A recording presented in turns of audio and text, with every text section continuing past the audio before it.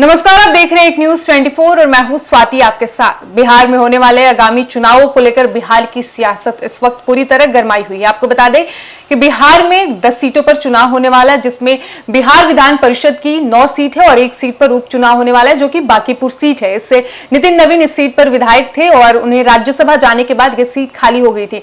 एक तरफ एनडीए गठबंधन और दूसरी तरफ राजद। एनडीए गठबंधन की ओर से भारतीय जनता पार्टी और जदयू ने अपने 4 उम्मीदवार उतारे हैं। 4 उम्मीदवारों को टिकट दिया गया पार्टी की ओर से और 1 उम्मीदवार चिराग पासवान ने अपनी पार्टी की ओर से उतारे हैं। वहीं राजद की ओर से लालू परिवार के बेहद करीबी माने जाने वाले सुनील कुमार सिन्हा को टिकट दिया गया है। लेकिन अब इसी बीच एक बड़ी खबर निकलकर सामने आई। आपको बता दें कि राजद के नेता और पूर्व विधायक रहे शिवचंद्र राम को राजद की ओर से एमएलसी टिकट नहीं दिया गया, जिसके बाद उन्होंने प्रेस कॉन्फ्रेंस की और वहां वो फूट कर रोने लगे।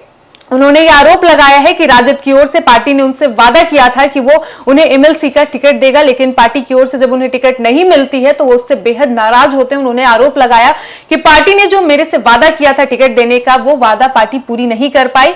उन्होंने यहां तक कहा कि बीते 4 रातों से मैं सोया नहीं हूं और इसके बाद वो रोने लगे। उन्होंने कहा कि मेरा सब कुछ खत्म हो गया और मेरे साथ जो धोखा हुआ है मैं उसे कभी नहीं भूलूंगा। और शाम तक उनकी तबीयत इतनी गंभीर हो जाती है कि शिवचंद्र राम को अस्पताल में भर्ती कराया जाता है। लेकिन इसी बीच लालू यादव और राबड़ी देवी के बड़े बेटे और बिहार के पूर्व मंत्री रहे तेज प्रताप यादव शिवचंद्र राम के समर्थन में उतरते हैं। उन्होंने सोशल मीडिया प्लेटफॉर्म एक्स पर शिवचंद्र राम के समर्थन में एक पोस्ट शेयर किया और उन्होंने कहा कि वो पार्टी के पुराने सिपाही रहे हैं और उनका इस्तीफा, आपको बता दें कि शिवचंद्र राम नाराज होकर राजद के सभी पदों के पार्टी के सभी पदों से उन्होंने इस्तीफा भी दे दिया है, जिस पर तेज प्रताप यादव ने कहा कि उनका इस्तीफा बेहद ही दुर्भाग्यपूर्ण है और उनके साथ गलत हुआ है।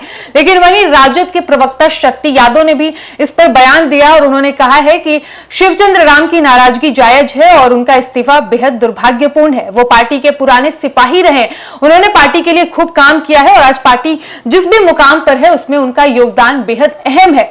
लेकिन साथ ही शक्ति यादव ने यह भी साफ किया है कि भले ही शिवचंद्र राम ने पार्टी के सभी पदों से इस्तीफा दे दिया हो, लेकिन पार्टी की ओर से उनका कोई भी इस्तीफा स्वीकार नहीं किया गया है। यानी उन्होंने भले ही से इस्तीफा दिया है लेकिन पार्टी इसे स्वीकार नहीं की है। हालांकि फिलहाल देखना यह होगा कि जिस तरीके से राजद की ओर से एमएलसी का टिकट तो सुनील कुमार सिन्हा को मिलता है, ऐसे में शिवचंद्र राम के लिए अब राजद क्या कदम उठाती है। आपको बता दें कि जो सुनील कुमार सिंह है वो लालू परिवार के बेहद करीबी बताए जाते हैं। यहां तक कहा जाता है कि वो राबड़ी देवी के मुंह बोले भाई है और यही शायद वजह है जिसके कारण तेजस्वी यादव ने उन पर भरोसा जताया और एमएलसी का टिकट सुनील कुमार सिंह, उन्होंने कहा है कि जिस तरीके से पार्टी ने उन्हें जिम्मेदारी दी है वो पूरी कोशिश करेंगे कि पार्टी की उम्मीदों पर वो खरे उतरे और पार्टी का झंडा वो कभी नीचे नहीं झुकने देंगे। हालांकि जिस तरीके से एक तरफ टिकट तो सुनील कुमार सिंह को मिल चुका है, लेकिन दूसरी ओर जब शिवचंद्र राम की नाराजगी सामने आती है, उनका वीडियो जिसमें वो खूब रोते नजर आते हैं प्रेस कॉन्फ्रेंस के दौरान, वो अपनी बातों को कहते हैं और इसी दौरान वो फुट कर रोने लगते हैं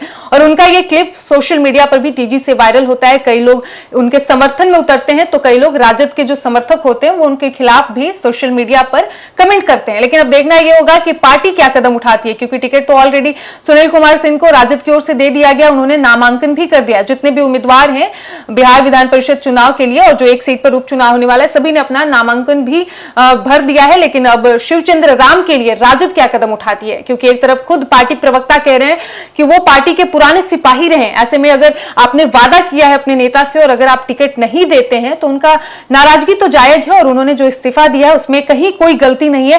लेकिन पार्टी ने उनका इस्तीफा स्वीकार भी नहीं किया, यानी पार्टी अब भी उनके लिए कहीं ना कहीं कुछ सोच रही है और क्या कदम उठाती है, उनके हित में क्या करती है, ये आने वाले टाइम में देखना होगा। फिलहाल इस खबर में इतना ही और ऐसे ही तमाम खबरों के लिए बने रहिए हमारे साथ और देखते रहिए एक न्यूज 24। धन्यवाद।